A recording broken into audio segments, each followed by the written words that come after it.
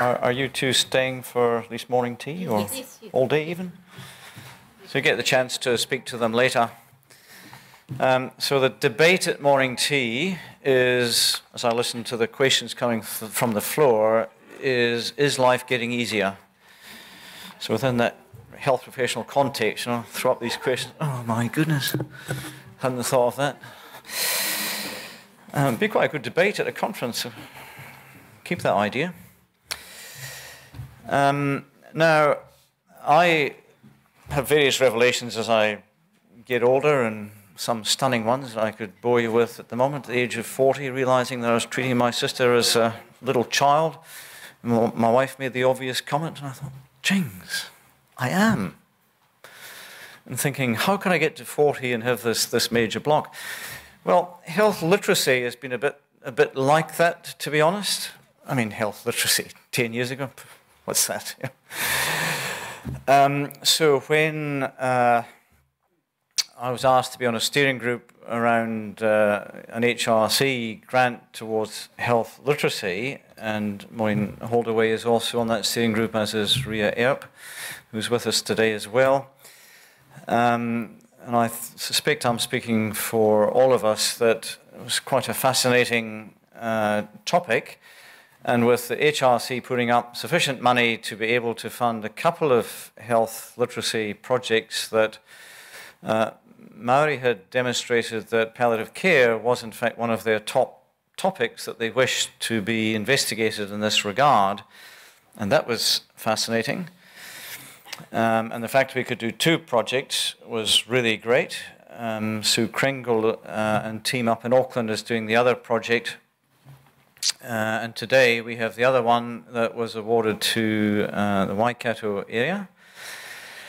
And I think you'll find there'll be quite useful and stimulating points that come out of this that start to help you understand that actually health literacy just blows open the whole topic from the bottom.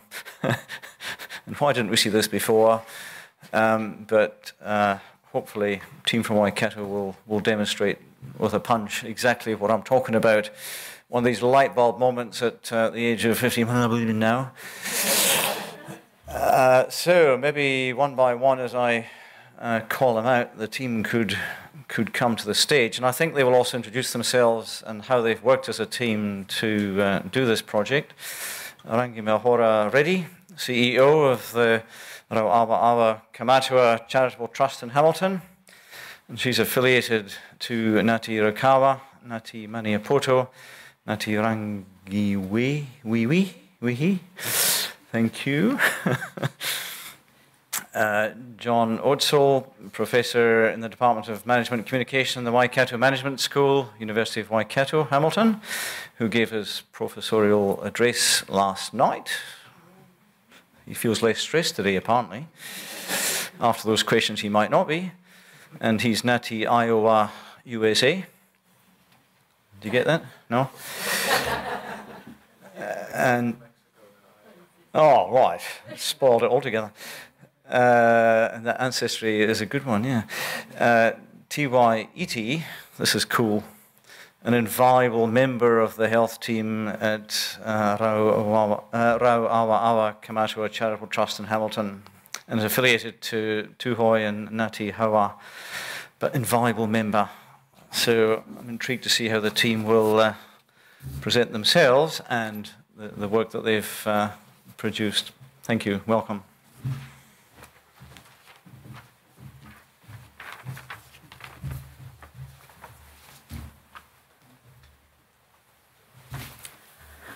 Kia ora koutou katoa. He mihi nunui kia koutou mō tēnei rā. Tēnā koe, Simon. Thank you very much for your invite to the forum today. We're very pleased to be here.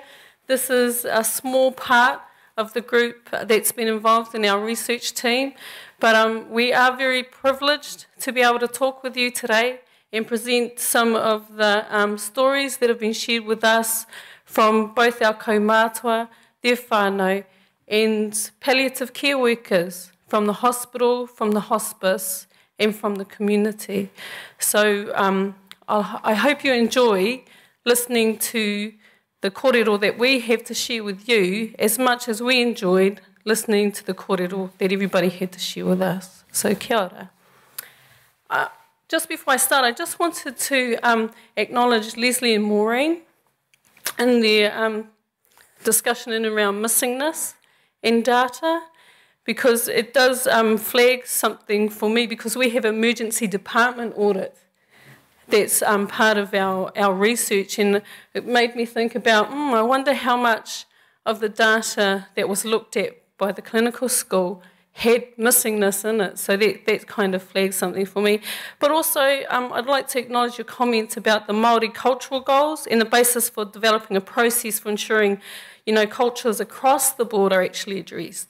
And I think that's really, really great, because there is a growing, international community within Aotearoa, and so I think it's important for us to be able to accommodate everybody wherever we can.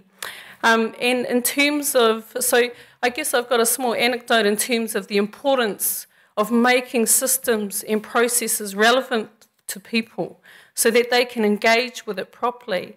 And so if you're able to include the culture and be able to accommodate for people's culture, it just makes it so much easier for them to take to it and to actually want to engage and access it. Much like, if you recall, a few decades ago, when New Zealand got into the Chinese gooseberry. And so what we did is we renamed it kiwi fruit, and it became ours, and we owned it, and we own it today. And I think that's part of that. If you address the cultural issue and you allow people to be able to engage with it, then it becomes theirs, and they become engaged in the process. So that was just an anecdote I wanted to share. So kia ora. But back onto the purpose that we're here for. This is our research topic, Māori health literacy and communication in palliative care kaumātua-led models. And Rau Awa Awa Kaumātua Charitable Trust is the organisation that I'm privileged to work for, and we're the lead in this research group. But although we're the lead, we're very respectful of the team members that have made it possible in terms of conducting this research. And I am very lucky to have with me Professor John Etzel, as Simon mentioned, from the University of Waikato, and Whaia Tiwai Iti, who, when I say she's an invaluable team member, she's actually one of the inspirations for us engaging in this research project. In 2010, the HRC and MOH put out an RFP, and we responded as a result of a conversation with Whaia Tiwai, but also a wish from our organisation to get involved in a health pathway that has an instrumental impact on our kaumātua. And so they say in Māoridom, he tapu te hā, which is the sacredness of the breath. And so I would suggest that the final breath is just as sacred as the first breath. So that kind of highlights how important this research topic has been for us. As you can see there, we acknowledge HRC and MOH for funding this research project. It is a one-year project, but we've had a wonderful journey on it. It's been quite fast. I'm an inexperienced principal investigator, but I have been guided and mentored by some wonderful people, including John, including Mary, and including Linda Tuhiwai-Smith, as well as our kaumātua, our trustees, of course, crack the whip and keep me on board. But we have partners, and one of the reasons that we went so broad in terms of our relationships is because we acknowledged that the topic was a big topic. And as much as we have our kaumātua in their stories, we don't have the expertise to actually do justice to those stories for this particular kaupapa. And so what we did is we implemented what we called whakawhanaungatanga, which is basically putting all our relationships that we had to work and putting it out there and seeing who would engage with us, who would be able to support Rau Awa Awa on this journey. And we were fortunate to have a really close relationship with Te Runanga o Kirikiriroa. And Te Runanga o Kirikiriroa is run by Whaia Mary Bowser, and she is an experienced a Māori health researcher. She also has a clinical background, but she has a research team. And Matua Bo Haireroa is a kaumātua, and he was quite a lead in terms of the research project and making sure with Whaitiwai that our kawa and our tikanga kept us safe, kept our kaumātua safe, the whānau safe, and most probably even our Māori community health workers as well. We also had some beautiful young Māori health researchers called Rachel McClintock and Ariana Walla, who were quite instrumental in some of the kaumātua individual interviews.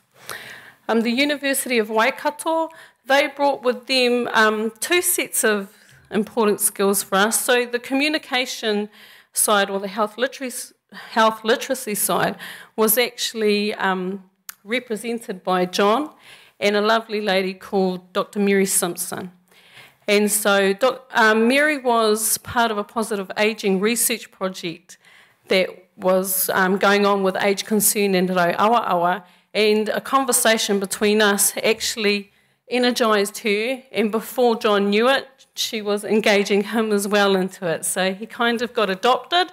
As soon as he got off the plane by Awa, we made him ours, and then we took him to his pōwhiri at the University of Waikato a few days later. And you know, our kaumātua, they look soft, fluffy and lovely, but they are very strategic, and I think they made a wonderful choice. We also, at the University of Waikato, like I mentioned earlier, we have Te Kotahi Research Institute.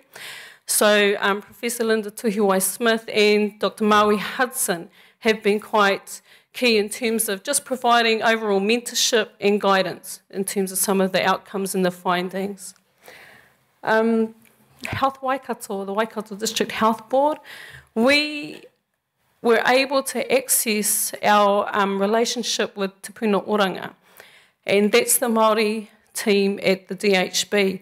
Now, they were great at opening doors for us, and one of the relationships that we managed to form was with a Dr. Peter Kirk, and he is the head of the Palliative Care unit at the hospital. And so both him and his team made themselves available to support this research. And of course, then we had the University of Auckland, as if we didn't have enough people that we were trying to whakawhanaungatanga with. And then we had the University of Auckland, who have the Waikato Clinical School. So Professor Ross Lawrenson, James Waitford and Veronique Gibbons, they all made themselves available to support the emergency department audit, which John will most probably talk about later on in the presentation. So it was a lengthy beginning because most of it was really sort of having cups of teas with one another and just talking about, this is what our kaumātua would like to do. This is why it's important to them. Can you help us? Do you think you'd be able to lend us your expertise for a short period of time? And we were very lucky that they all agreed. Do I have to? Yeah, please. Thank you. So just as a kind of a brief, hei manakinga kaumātua is basically the whole reason why Rau Awa exists. It's all about caring and supporting for our kaumātua, and they identify our issues. So just generally, we have a health team, we have an education focus, working with the University of Waikato. We try to engage with WINS and Housing New Zealand so that we can hold clinics as social support for our kaumātua. The facility that we're based at is called Te Puna o Te Ora, and it was built in 1938. It was built as a Waikato Māori hostel society because at that time in Hamilton, Māori were not allowed to stay in accommodation facilities. So it's quite steep in its history in the region. And for that reason, I think we're very privileged to actually be there with a kaumātua kaupapa as it is at the moment. Rau Awa has existed for now 13 years, so it's had quite a lengthy existence in the community, and so it's well known. It's well known because quite a few kaumātua engage with the activities and with the events that we hold, and their whānau become aware of it. And it's really more word of mouth that the organisation has grown than anything else. And yes, please. I've already covered this, but just so you know, those are the main people that are involved in our team. The emphasis of our research, Māori health literacy and communication and palliative care kaumātua-led models. So what we wanted to do is design the research in such a way that we made sure that we hit on all those areas, looked at all the people that are involved in the palliative care pathway, and try to get a lens from every perspective to make sure that the outcome was well-rounded and not too one-sided, because you need every member of a pathway to work in the best interests of everybody else to make sure that it has a really positive outcome. So the main vision of our research was to develop appropriate communication models so that the aim was to enhance the palliative pathway. Enhance the palliative pathway for kaumātua, for the whānau, for the clinicians and the community health workers. So that was basically our aim. This is what we did. In essence, we established an advisory group, and you'll see that fine-looking group of people shortly. We conducted an international literature review, and I can share with you now that John basically led us out on that, John and Mary. We had a brochure analysis of promotional and informational material on palliative care services. So quite a few hospice sent us their brochures, and we also got some from the hospital as well. And then we did the emergency department audit. So we kept it to the Waikato region. So 5 emergency departments were audited in terms of their data for those that were registered in the palliative care services. We then had individual interviews with our kaumātua. We had focus groups with whānau, and we also had focus groups with the palliative care workers. And we've just gotten past the stage of developing the communication models. Our first draft was due to the HRC and Ministry of Health at the end of May, and we met that deadline. We're just waiting for feedback, and then we will be finalising our final report. And that's basically us. Okay. Just so you know the process, so the advisory group are also our trustees. So they had a vested interest in making sure that we kept to the kaupapa.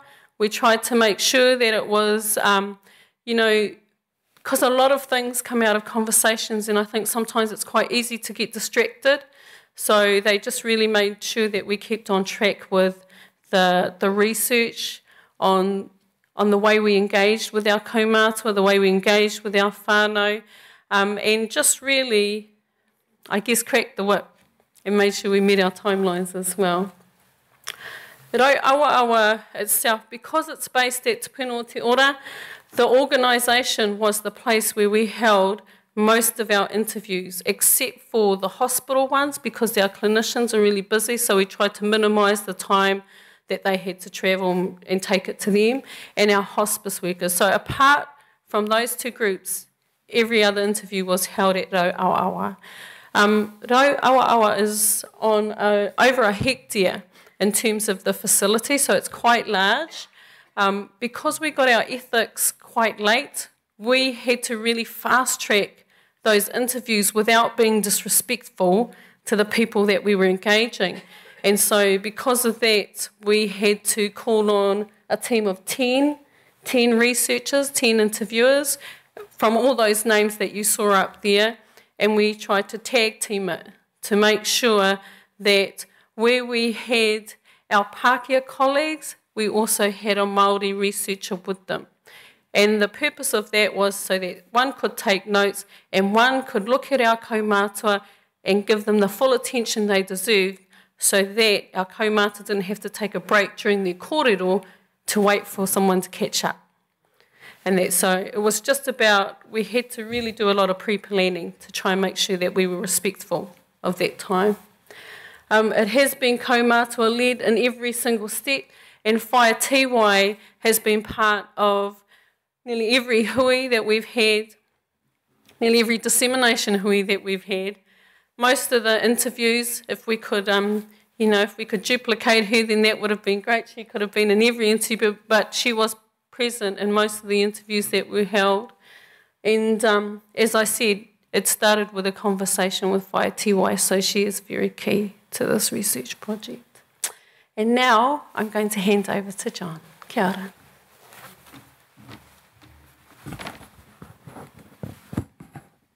Kia ora koutou. I get the privilege of sharing some of the things that we found out during this research process, and I'll go through each of the steps that Rangi Mohora was just briefly discussing. Starting with the literature review, I'm going to just talk briefly about the literature review and what we found as it relates particularly to health literacy in the palliative care pathway. We did a what's called the PRISMA, the Preferred Reporting Item of Systematic Reviews and Meta-Analysis, as we need another acronym in our research. But basically what it is a systematic review process of reviewing articles. We used a number of different search terms. We had hoped to focus predominantly on Maori palliative care and health literacy. And when we did that search, it turned up a grand total number of 0 articles. Remove health literacy, we get 1.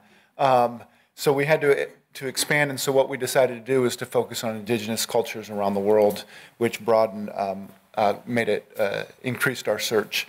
Oh, thank you. This is the lit review methods process, and I'm not going to go into too much detail, but I'll leave it up just a moment so that you can follow. That basically we started with 571 articles identified.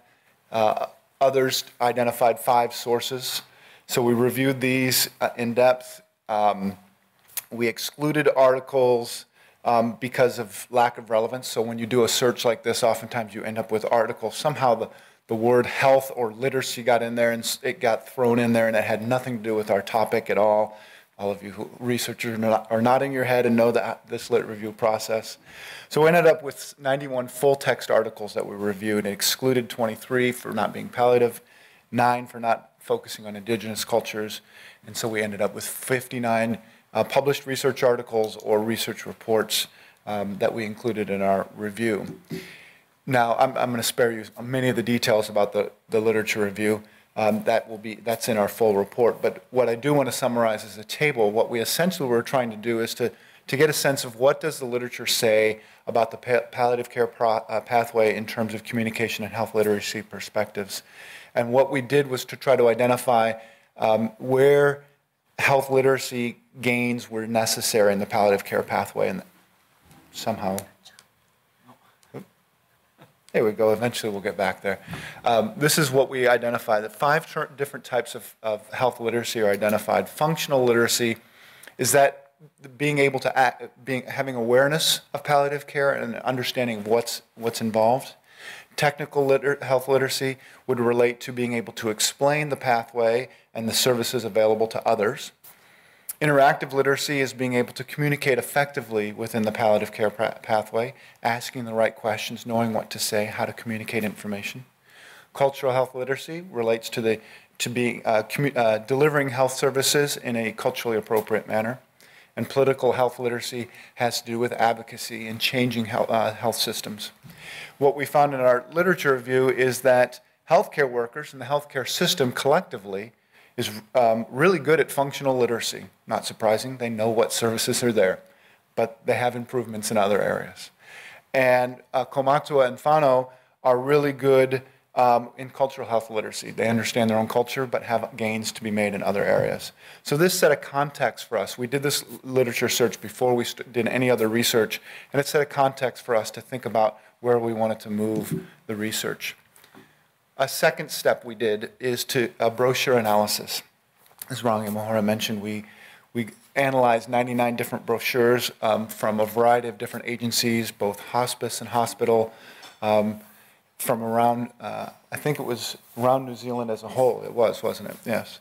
And what we found looking at this, and we did some focus groups with Kaumatua and Whānau about the brochures, and they were recognized as being an important part of the process. And while most of the Whānau and Kaumatua talked about the importance of face-to-face communication in understanding the palliative care pathway, they also realized that brochures are an important part. It's a way to communicate a basic level of information as well as to provide a resource for future reference when needed.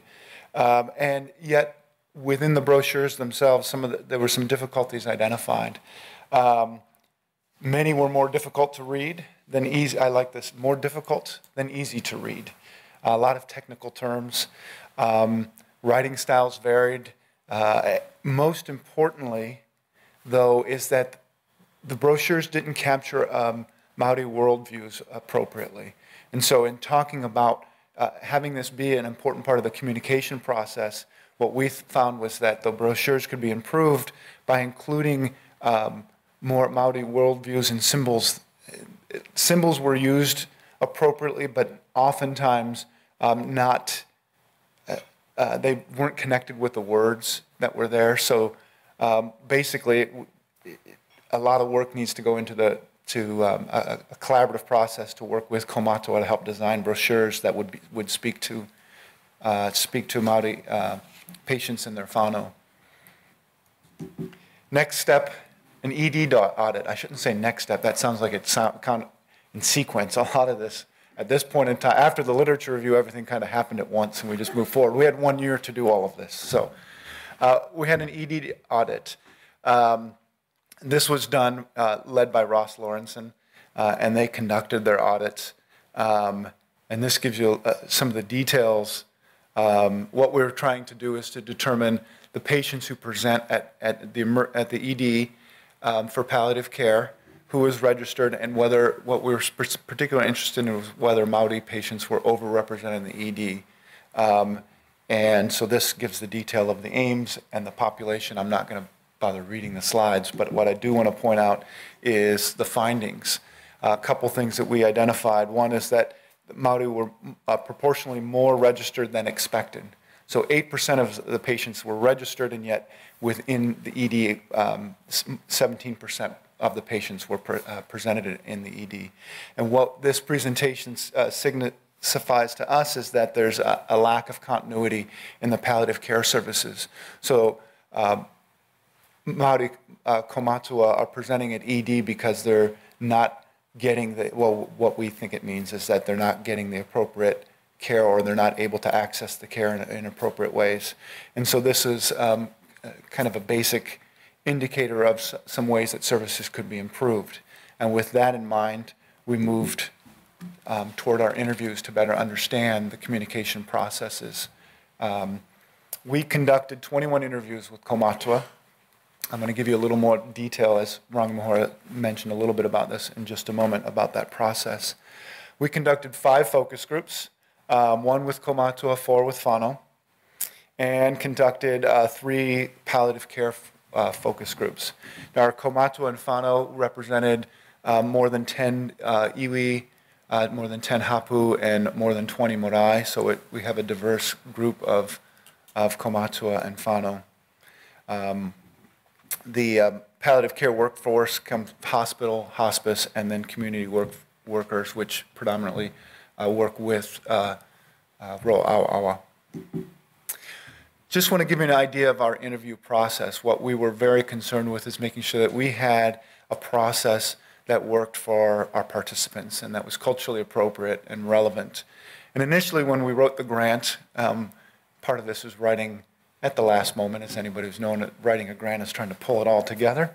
So we had this nice structured focus group protocol and this nice interview protocol.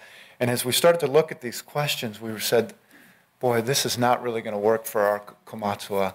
And Whaetiwai and Matua Bo talked about some different ways that we could do this. And rather than do this one-on-one interview through this rigid focus group guide, we decided to make it much more appropriate, more like an everyday conversation. And so we had our hui at Ro'awawa. We started off with a karakia and waiata and whakawhanangatanga. So we followed culturally appropriate protocols. And then we had a briefing on what the research was about. Kai was in there, of course.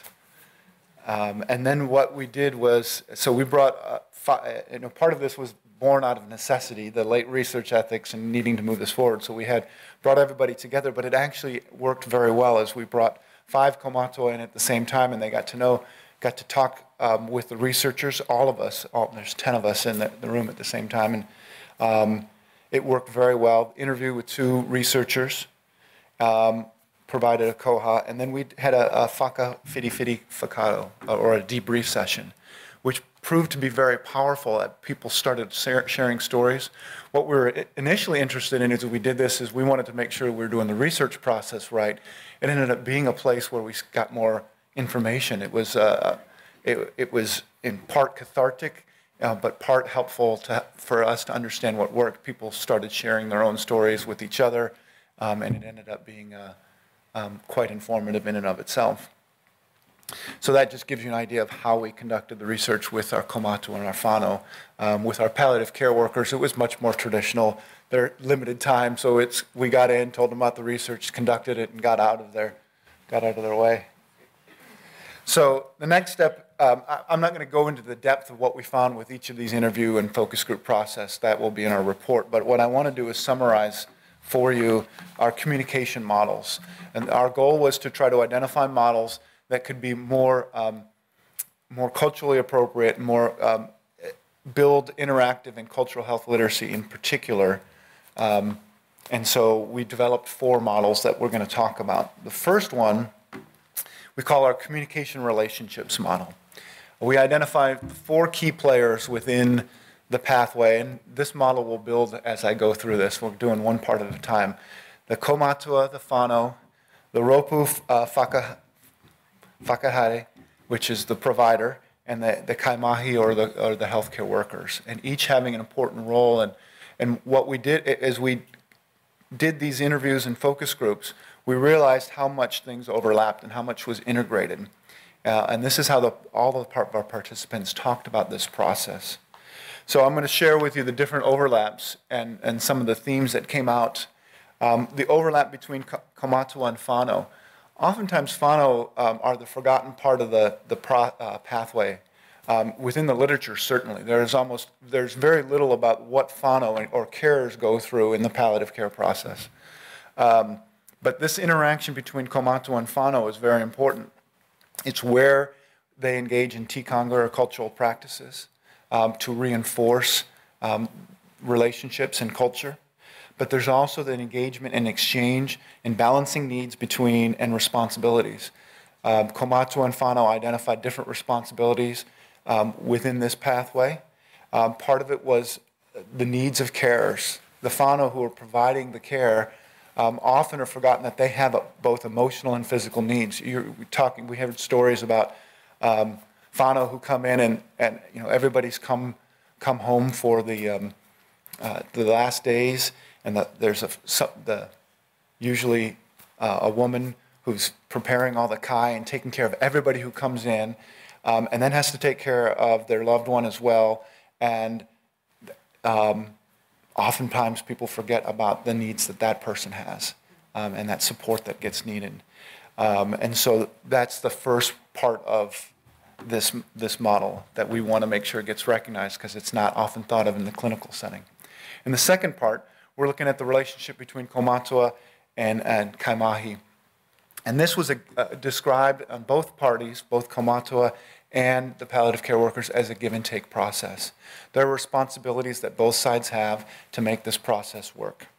From the kaumātua perspective, it was important that they assert their wishes, which is a challenge for many kaumātua, because it's not culturally traditional to be able to talk about what they need, and to also teach about their culture, the importance of helping palliative care workers be able to deliver their services better to them, to better meet their needs. From the kaimahi responsibilities, it was about respect and dignity, not just in terms of somebody who's dying, but in terms of somebody who comes from, has a particular cultural identity, and to really respect and support that cultural identity. We also, important to be an effective communicator, build relationships, communicate information in an honest, clear manner, reduce uncertainty, but also not reduce hope. I mean, people still in the last days want don't want everything closed off, don't want everything so blunt, or at least most participants. There are certainly the exceptions who simply tell me exactly like it is. And so it was important to negotiate and ask, how do we need to communicate? And our palliative care doctors talked about the most effective workers are the ones who are able to find out what it is the Komatsu and whānau need, and to be able to communicate in that style, instead of simply saying, this is how I do it. So the third relationship is the relationship between the kaimahi and the providers. This involves coordination of services. No single person is responsible for every component here. And so it involves, with the hospice communicating with the hospital, and the hospital communicating with an organization like Roa Awa. And so being able to coordinate with each other is an important part. And this is difficult because teamwork is not necessarily something that healthcare providers or healthcare workers are instilled with. It's not what we traditionally get trained in medical school. It's just something you're expected to, well, of course this is going to be something you have to do. Also an important part here, though, is the distinction between the mainstream service providers and the community providers, the Maori community providers. It's important to, sometimes the medical gets precedence over the social and the cultural support, and these were seen often as equal importance, but not equally emphasized, certainly in terms of funding, but also in terms of sometimes the medical providers kind of look down upon the community workers in some cases, not all providers, of course, not all workers.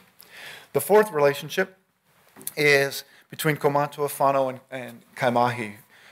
We're talking about oftentimes what got talked about as having whānau being an important part of this process, and yet sometimes whānau can be overwhelming for both community and medical providers, medical workers, because there's so many whānau to interact with, and trying to be respectful. And so having a spokesperson to facilitate this process was identified as a key aspect from Komatsu whānau and worker perspectives. Building relationships and having an effective communication where it's a dialogue. It's working together, not telling people what to do. So not having healthcare workers saying, this is what we're going to do, we need to do X, Y, and Z. It's, here are your options. Let's talk about what works best for you. And then in the final component, well, not the final to this model, but the one that I'm going to talk about in here, is that all parties coming together. There's a responsibility and overlap for everyone working together to improve this pathway. And it's just more of the symbolism of this whole model is working together. Now, there are a few other overlaps that aren't represented here that we have labeled as 6, 7, and 8, which I'll come back to in a few moments. There's only so much you can put on a single picture, and we're presenting in a different way. Also, when we got to this point, I remember when we were developing this model, rainy afternoon, and we have this model up here, and we say, yeah, this works really well. We had this conversation about how well it worked and who it worked for. Well, this model works great for academics, works great for service providers. So we're thinking this is good, but when we started talking, and Whaiatiwai is instrumental in this part, is this going to really speak to our Komatua? And the answer was, and so we said, well, does it? She said, it doesn't really speak to me. I get all the points. I've been a part of this process. I know what you're saying. It just doesn't speak to me. So we brought in some Komatua who were there. Does this work for you? I don't get it. So we developed another model, one that communicates to a different audience, and Whaiatiwai is going to talk about that model.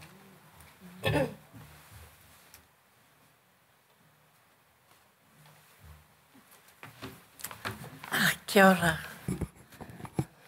How are you all? Sitting too long? Do you want to stand up and then move and then sit down again? Get to. Kia ora. That's better. I'm going to start. Yeah. Tēnā koe, as you can see, there's the tōtara tree. What is a tōtara tree? It's a tree, not just a tree. It's, I'll just give it right, so I'll put my glasses on. But it's, for us, the tōtara tree is the king of the forest, protecting the other trees from storm and change. And there's a quote, when a leader dies, the tōtara tree in Tāne, the great forest, has fallen.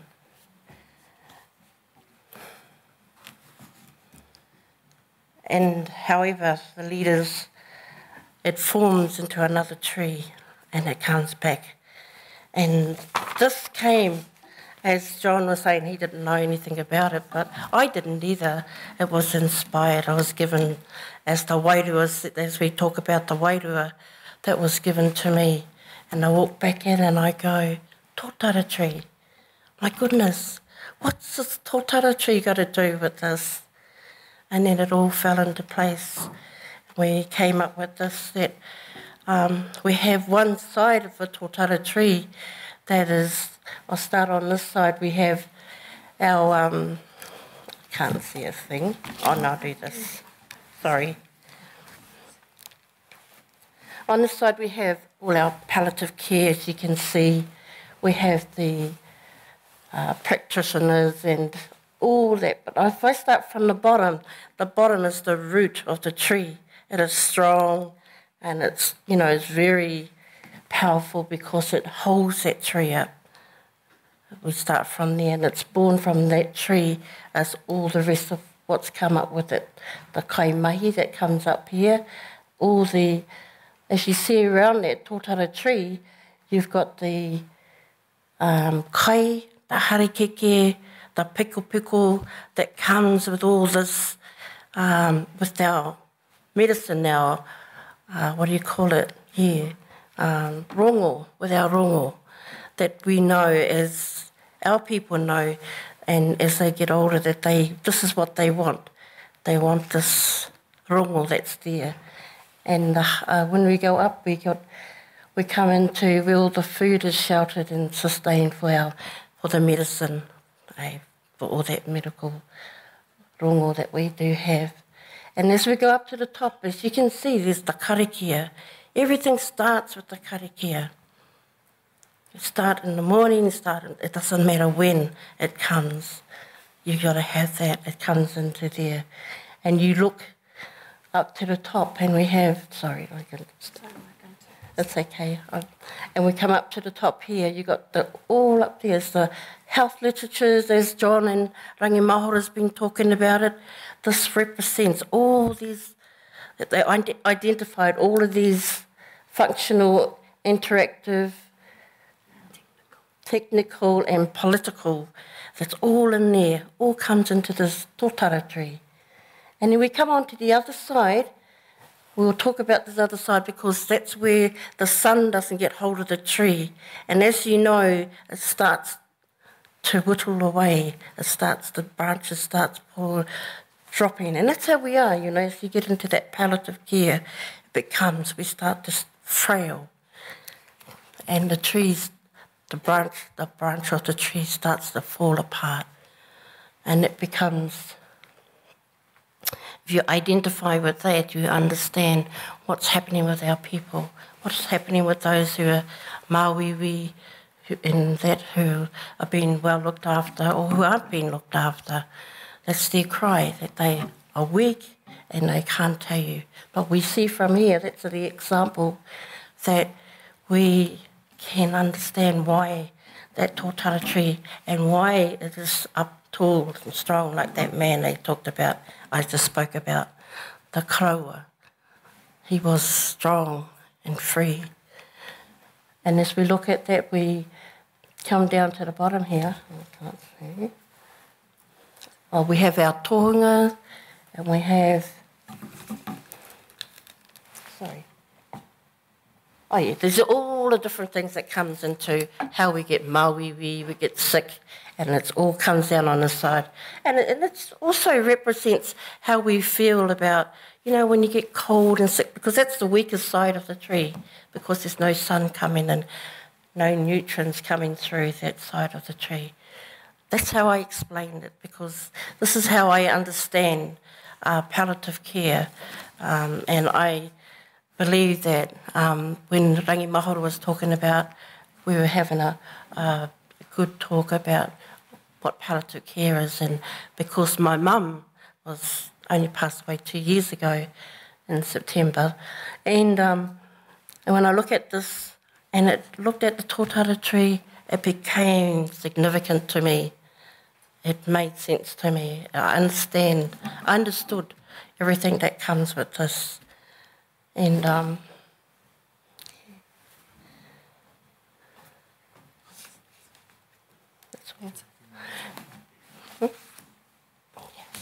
so I just knew this, and no, I'm not. It's just how I think, how I know, I understand. And that's how our people are when they're in hospital or when they go to the doctor. They can't speak, they won't speak. Are you all right? And they go, I'm all right. Okay, you go home. They go home, they come back again 2 days later. Are you all right? Yeah, I'm okay. Hey, and are they not really okay? They're frailing away. But how do you ask, how do they tell you how they feel? If you go back 3 times, there's something wrong, isn't there? Nobody's listening. Nobody's listening to what they say. Nobody's looking. No one's understanding. Kia ora.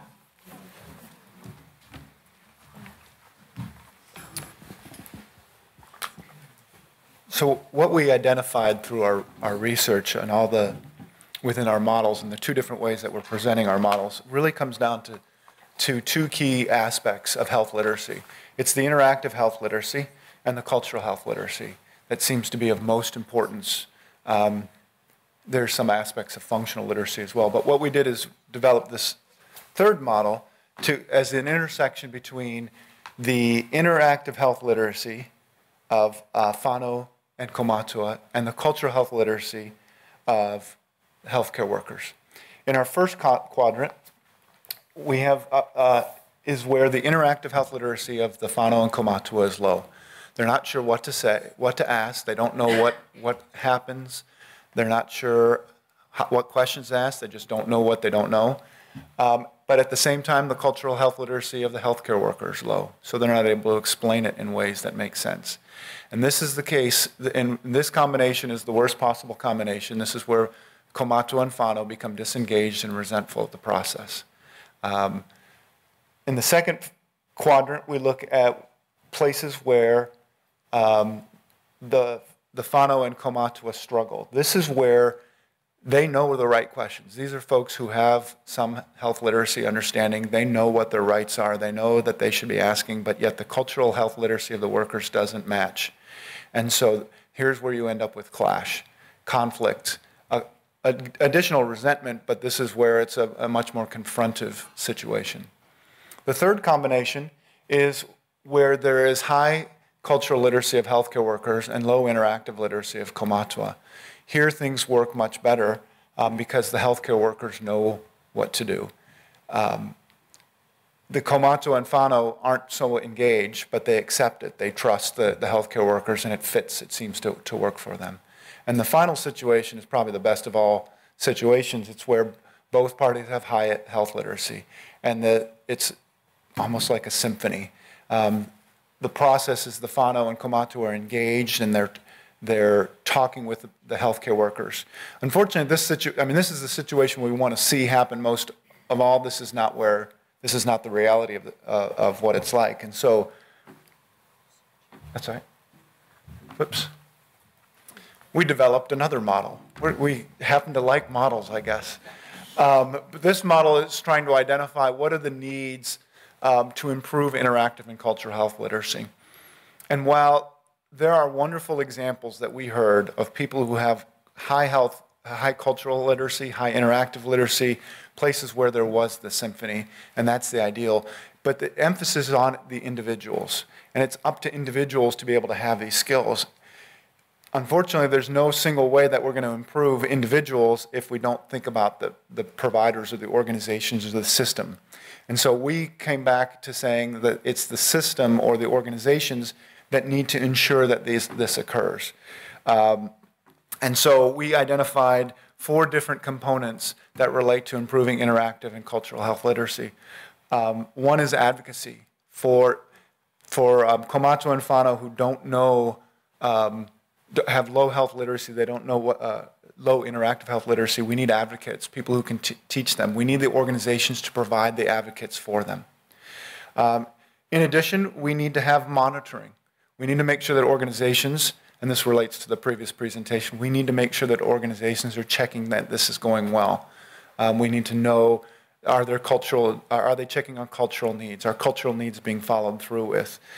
We also need to have worker education. We need to make sure that all the people in the workforce have high cultural health literacy, and that that's a continual improvement process. It's not just we have one workshop and take care of it. It's got to be ongoing.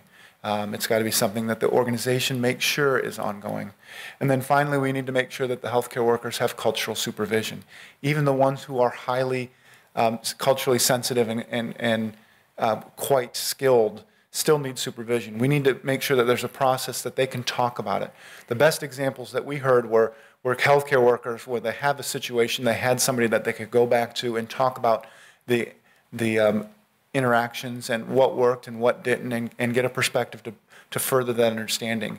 And from our perspective is that when the organization takes this as their responsibility, they make sure the individuals are engaged. And that's how we see the best process. And we had a few recommendations that we want to close with that further build on this model.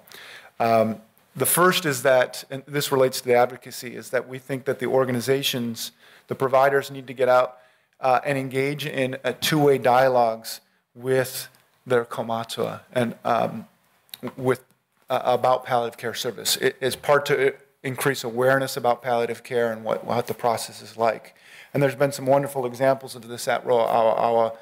People from the DHB have come and talked to kaumatua in a nice seminar style. Now that's great for an organization like that has for Roa'awa who have access to a lot of kaumatua, but there's still plenty of kaumatua who are out there. So this puts some burden on providers and organizations to get out there and figure out where people are, not just waiting for them to come to see them when it's at that last moment. The idea of improving health literacy is important before they need palliative care, not during the palliative care process. There's too many emotions going on and too many other needs to have that be the place to increase health literacy. To further this goal, though, we think that it's important to hire peer mentors. Get the kaumatua who have been through the process and understand it. They're the best teachers. They're the best ones to help get out there. But it also means the organization's hiring the peer mentors and training them about the services.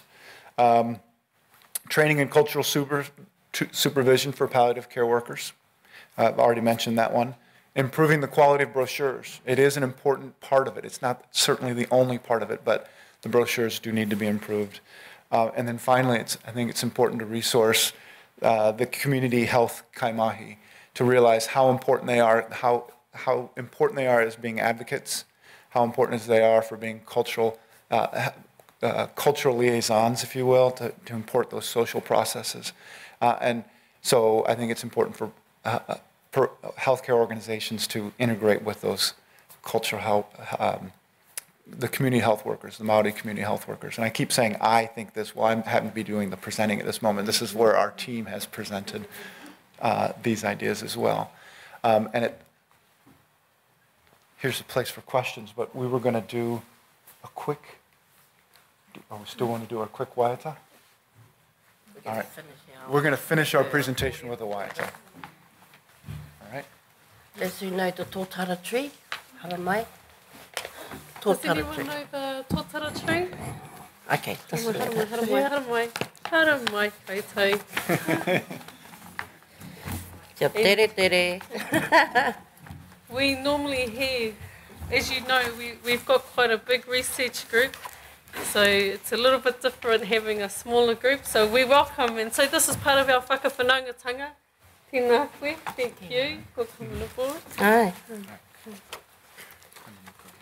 Where you go, okay. Lead us out. Once I stood like a tōtara tree, gently swaying in the breeze. I hear the whispers in the air, and I cry.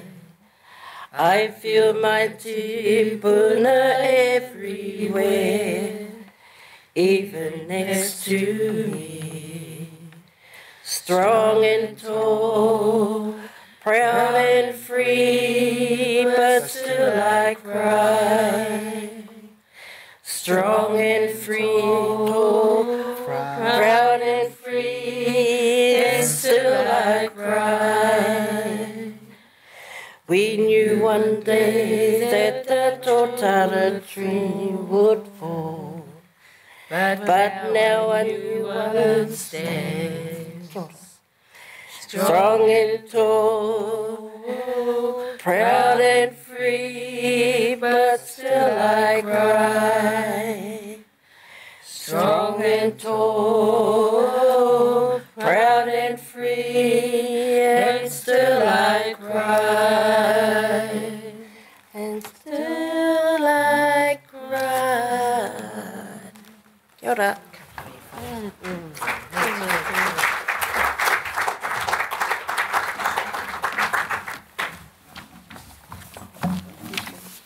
Oh, yes, sorry. That's a really cool waiata. Now, we do have some time for questions, but I am going to stop us short on time. And don't you love it as a chair when the speakers keep to time? It's marvellous. So again, we've got the microphone. Introduce yourself as you ask the question.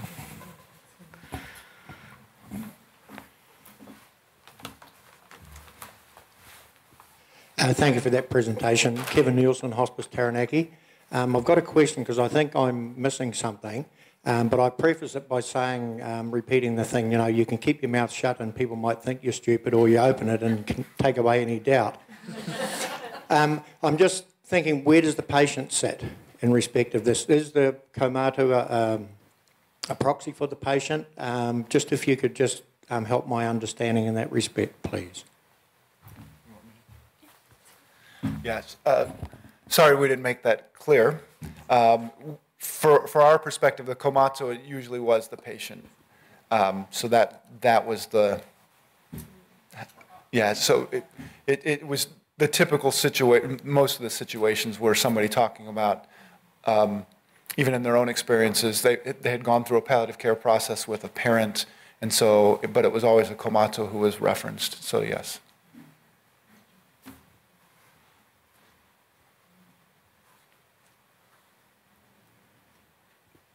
Any other questions? Everyone's ready for tea? Oh, one more.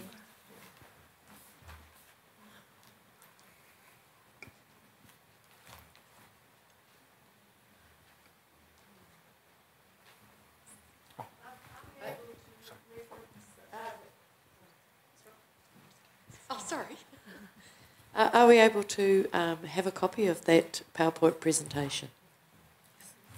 Yeah, absolutely. At some stage. Yep, you can write Rangi Mahora's email address is there. We'd be happy to send you the presentation. The final report will be out, we figure, in the next month or so, and that will be made, I mean, that'll, you could ask Rangi Mahora, but it will also be made on the HRC website. So. We'll also make sure that these presentations will speak to the speakers, but having these presentations on the CCM website as well for reference. Kia ora koutou, ka nui te mihi ki a koutou, ki a koe e whaia, tēnā koe. Firstly, fantastic to hear an update of where the project and the research project has got to. I've personally found that really exciting. The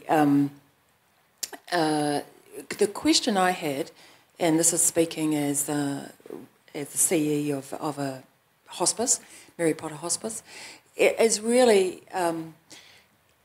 the issue for us is around updating and upgrading our brochures and pamphlets. And I appreciate the fact that you've introduced some other concepts that we need to think about in terms of how we work the communications, really. It's the whole issue of communicating. But in terms of the brochures, etc., we've been in a little bit of a situation of saying, well, shall we wait for this piece of research to come out before we start? And I'm really keen to hear whether your work actually comes out with some clear indications for us about how we as organisations and palliative care providers around the country, where we need to focus in order to actually improve all those communication tools. And I'm also thinking not just of the written tools, but some of the areas that we're grappling with at the moment. For example, a project to upgrade our whole website, and thinking about whether, you know, short video clips or other sorts of communication tools. So just wondering if your work is going to give us some of the depth behind that we need to think about, and how long I need to wait for we start. Well, tēnā koe ria. Thank you very much for supporting with the waiata, by the way. Kia ora for that. And yes, tēnā koe to Mary Potter Hospice, because we did receive your package, so thank you very much. Unfortunately, it was just a little bit past the analysis stuff, but we still have it, and we're just really trying to finish off our project. I might look back at John just for confirmation every now and then, but the recommendations that we've come from in terms of the work that we've done with this project are summarised in that last PowerPoint, are pretty much here.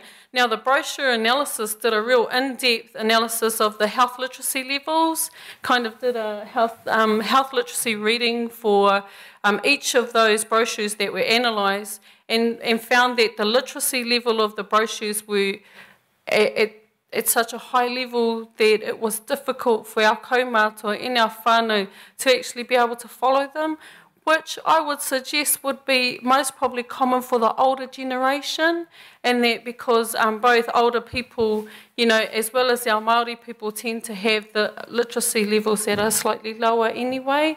So in terms of will our report give you some nuts and bolts to implement in your brochures? Aroha mai, but it won't. And that's only because the project was a one-year one, and we kind of did the skim the surface thing because there was such a lot of mahi to do.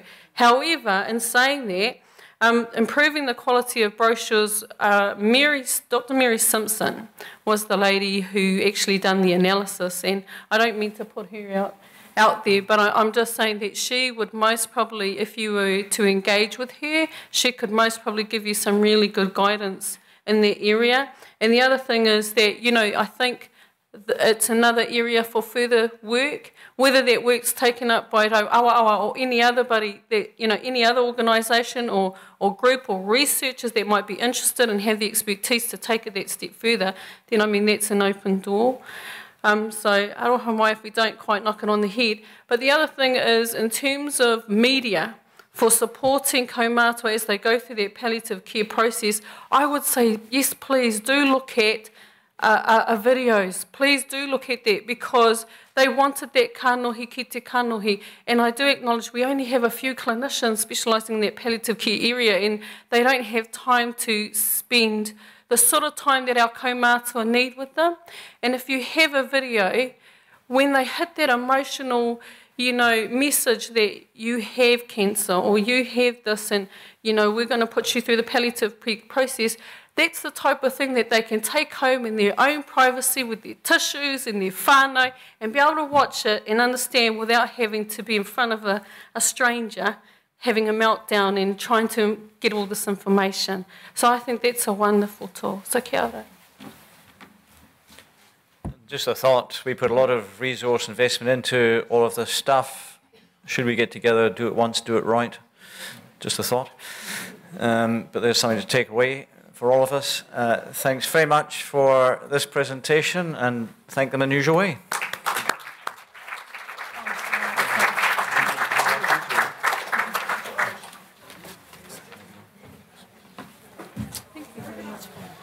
We're going to break now for morning tea.